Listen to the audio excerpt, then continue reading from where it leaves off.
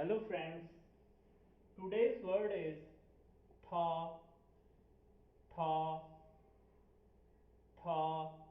Its sound, pronunciation or opinions are written as tha. Tha is a pronoun used in Chinese language commonly. It means he or him. Now we come its writing system. How the word tha is written.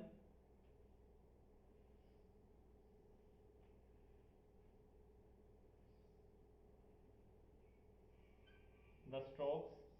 The stroke order is PA, shu, hang ko, shu, shu wan ko. Thanks for watching our videos. Please like, share and subscribe my channel.